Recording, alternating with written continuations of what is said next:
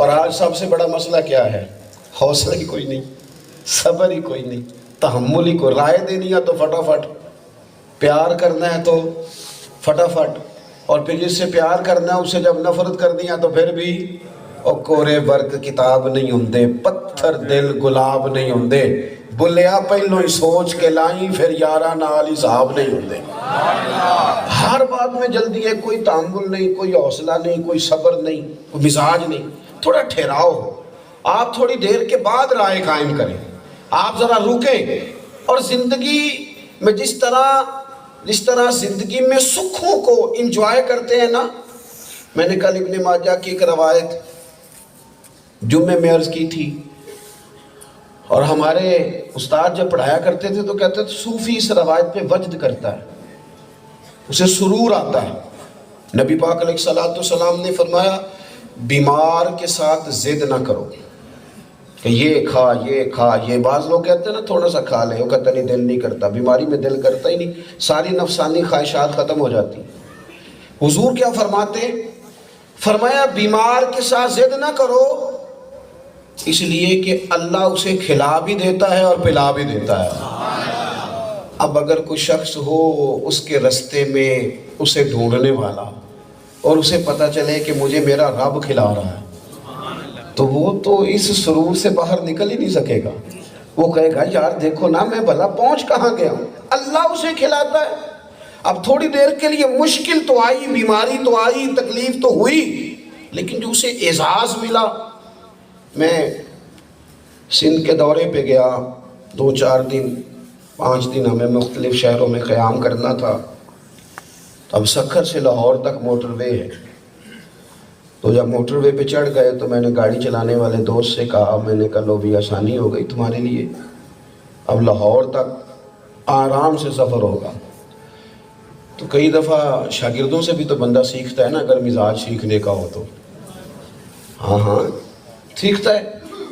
تو اس نے مجھے بڑی اعلیٰ بات سکھائی، کہنے لگا پیر صاحب یہ مشکل ہے کہ جو آپ کہہ رہے ہیں نا اب آپ آرام سے سفر کریں گے، یہ مشکل ہے۔ میں نے کہا جی کیوں؟ کہنے لگا جی سیدھی سڑک ہے، سپیڈ بریکر ہی کوئی نہیں، اس پہ تو نیند آنی شروع ہو جاتی ہے، تو نیند میں کیسے چلائیں گے؟ کہنے لگے وہ بڑا مزہ ہے جب کوئی چاند گاڑی والا سامنے آتا ہے، غلط کراس بھی کرتا ہے اور ہلکی سی تنقید بھی کرتا ہے، تو بندہ تھوڑا جاگتا رہتا ہے۔ سپیڈ بریکر آتا ہے تو کبھی گاڑی کو کھڑا کرتا ہے، کبھی روکتا ہے، کبھی تو یہ جو مد و جزر ہے نا، پلٹنا جھپٹنا اور جھپٹ کر پلٹنا، یہ تو لہو گرم رکھنے کا ہے ایک بہانہ۔ اگر زندگی میں دکھوں کا وہ ذائقہ نصیب ہو جائے، آپ دیکھیں میرے رسول پاک کی حیات مبارکہ، اور آپ کبھی مزہ لیں اس بات کا۔ 13 سال یہاں لوگ کہتے ہیں تو ہم کی دسی ہے جی زندگی سوکھ پایا ہی نہیں، اور جس سے پوچھ لیں وہ دکھی ہے۔ اور ہم ناراض نہ ہونا، معاشرتی سسٹم کو جس طرح کا ہے کہ ہم مظلوم بن کے زندہ رہنا چاہتے ہیں، مظلوم بن کے زندہ نہ رہیں، بلکہ کوشش کریں کہ خدا کی رضا پہ راضی رہ کے زندہ رہیں۔ جس حال میں رب رکھے اس حال میں راضی رہیں۔ دکھ قبول محمد بخشا بس راضی رہن پیارے۔ تھوڑا سا نا اپنی زندگی میں کڑوی کسیلی چیزیں کئی دفعہ شفا جلدی دیتی ہے، ان سے فائدہ ہو جاتا ہے۔ آپ دیکھیں لوگ کہتے ہیں جی وہ سکون ہی نہیں پایا جی، ہم تو بڑی آزمائش میں رہے۔ آپ غور فرمائیں تو حضور نے اعلان نبوت سے لے کر جو عمر مبارک کے 13 سال مکہ مکرمہ میں گزارے ہیں، ایک دن بھی انہوں نے آرام سے بیٹھنے دیا ہے مکے والوں نے۔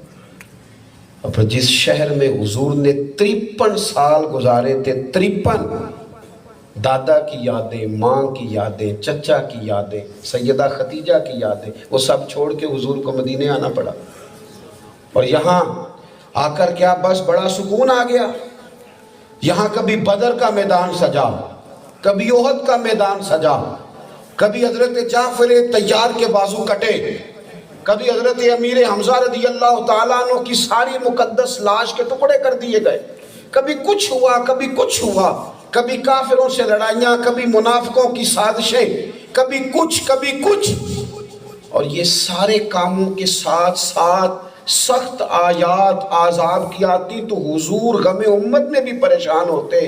یہ ساری چیزیں ساتھ رہیں، پر حضرت عبداللہ بن حارث کہتے ہیں لوگوں میں نے اتنا مسکراتے ہوئے کسی کو نہیں دیکھا جتنا مدینے والے محبوب مسکرایا کرتے.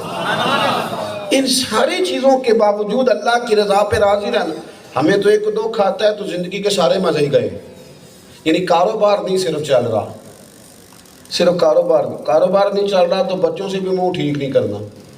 کاروبار نہیں چل رہا تو ابا جی کے پاس بھی 10 منٹ دو. کاروبار ہی خراب ہے نا، باقی ساری نعمتیں تو ہے نا تیرے پاس، تو ان کا تو لطف لے. کاروبار نہیں ٹھیک چل رہا تو کوئی کام بھی نہیں کرے گا، تو ایک شے نہیں ہے نا، باقی 99 ہے نا.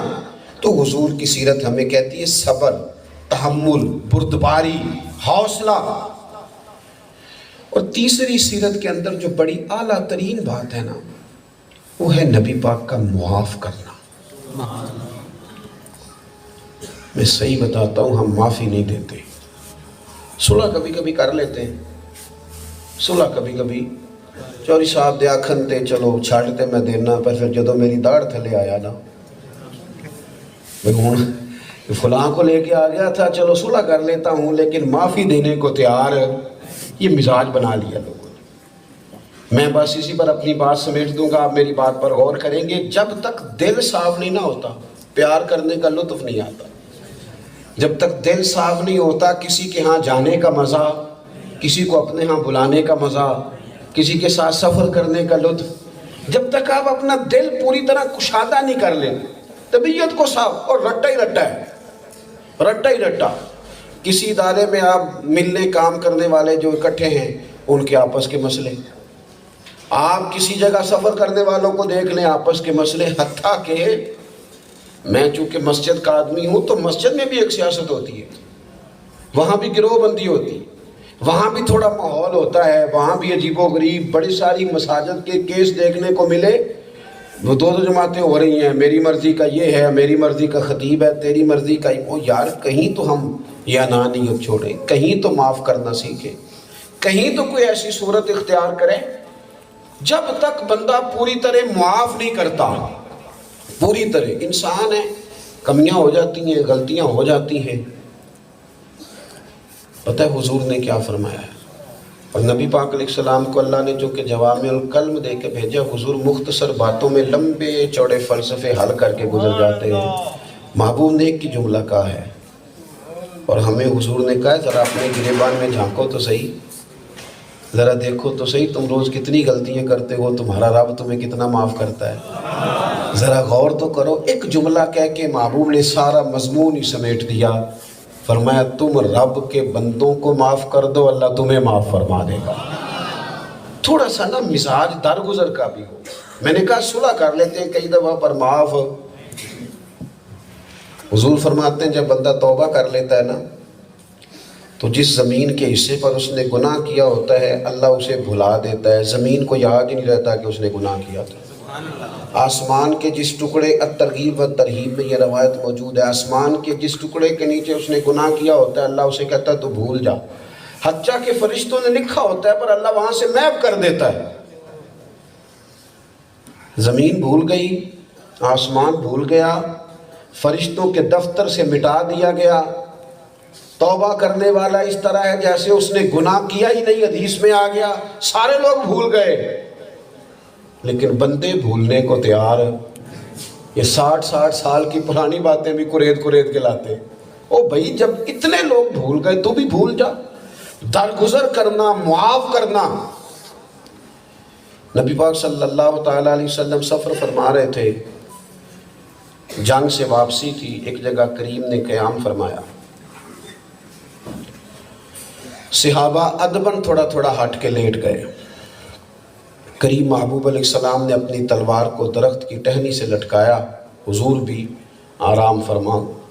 ایک شخص نے آ کے تلوار حضور کی پکڑی اور نبی پاک پہ تان لی، حضور پر تان لی. اس بات کو سمجھیے گا. نبی کریم نے آنکھیں کھولی اور اسے دیکھتے ہی حضور مسکرائے. نہیں کوئی نہیں سمجھے نہیں آپ میری بات. میں نے کہا اس نے تلوار تان لی، حضور اکیلے ہیں، پاس اسلحہ بھی ظاہراً کوئی نہیں، اور نبی پاک علیہ السلام اور اس نے تلوار تان لی. یہ کہا میں نے یہ کہا ذرا غور کریں. چلیں آپ کو سمجھاتا ہوں. بندہ سویا ہو اور چھت پہ کوئی بھی نہ ہو، صرف بلی ہو، تو تو میرا خیال ہے وہ تکیے کے نیچے سے موبائل نکالنا بھی مشکل ہو جاتا ہے کہ پتہ نہیں اب بننے کیا لگا. یعنی راستے میں نا اندھیرے میں کسی نے چھڑی خالی پکڑی ہو نا تو سامنے نظر آ جائے تو پھر وہ گاڑی چلانا. بھائی آپ میری بات پر غور کریں, میں نے بات کہہ دی آپ نے سن لی, پر یہ دیکھیں تو صحیح منظر کیا ہے. نبی کریم علیہ السلام بظاہر اکیلے لیٹے, اس نے تلوار حضور کے اوپر تان لی, لیکن یہ توکل سکھایا نبی پاک نے اپنی امت کو, یہ بھروسہ سکھایا. ہر وقت سہمے رہنا, ڈرے رہنا, حالات سے پریشان رہنا. حالات کے سہمے ہوئے لوگوں کو بتا دو حالات بدل جاتے ہیں, ایک جیسے نہیں رہتے. آئین جمع مرداں حق گوئی و بے باکی, اللہ کے شیروں کو آتی نہیں روباہی. حضور مسکرائے, اس نے پتہ کیا کہا, کہنے لگا آپ کو مجھ سے کون بچائے گا. تو محبوب نے ادھر ادھر دیکھا بھی نہیں, بے چینی سے اٹھے بھی نہیں. حضور مسکرا کے فرمانے لگے مجھے میرا اللہ بچائے گا. ان لفظوں میں بڑی طاقت ہے اگر کسی کا توکل مضبوط. مجھے میرا, یہ لفظ کریم کی زبان سے نکلے تھے کہ وہ کانپنے لگا اور تلوار گر گئی. حضور نے اٹھا لی. اب ذرا منظر سمجھو, بندہ آیا ہے کسی کو مارنے اور وہ پکڑا جائے, تو یہاں تو ہمارا تو ماحول اس طرح کا ہے کہ چور قابو آ جائے تو پولیس تک جانے میں جو اس کا حال ہوتا ہے نا, وہاں تک جانے میں آگے جو ہوگا وہ تو بعد کی بات ہے. ابھی وہ تلوار لیے کھڑا تھا, ڈینگے مار رہا تھا, آپ کو کون بچائے گا. اب اس کی تلوار گر گئی, حضور نے اٹھا لی اور اسی تحمل سے, بردباری سے, وقار سے, وزاداری سے حضور فرمانے لگے لے بھائی مجھے تو میرے اللہ نے بچا لیا ہے, اب تو بتانا تجھے کون بچائے گا. کیا انداز ہے, یہ قتل کرنے آیا ہے, کوئی غلام نہیں, کوئی ماننے والا نہیں, لیکن اس کے نہا خانے میں بھی بات یہ اچھی طرح وہ جانتا ہے, سمائی ہوئی ہے اس کے باطن میں, کون بچائے گا تجھے. تو کہنے لگا یا رسول اللہ میں نے سنا ہے آپ بڑے معاف کرنے والے ہیں, اسیر دشمن کی چاہ میں بھی اور مخالفوں کی نگاہ میں بھی امی ہے, صادق ہے, معتبر ہے, میرا پیغمبر عظیم تر ہے. حضور علیہ السلام سے عرض کرتا میں نے سنا معاف کرنے والے ہیں. ہم بھی کئی دفعہ معاف کرتے ہیں پہلے پوری تقریر سنا کے, وہ تو این جاندہ سے ہوں آئے ہیں نا قابو, وہ پتہ ہے نا, وہ پتہ ہے نا, کوئی بات نہیں. کہنے لگا میں نے سنا ہے آپ معاف کر دیتے ہیں. حضور تو پہلے ہی مسکرا رہے تھے. میں نے سنا ہے آپ معاف کر دیتے ہیں. حضور فرمانے لگے اگر تو نے سنا ہے نا میں معاف کرنے والا ہوں تو جا پھر میں نے معاف کیا.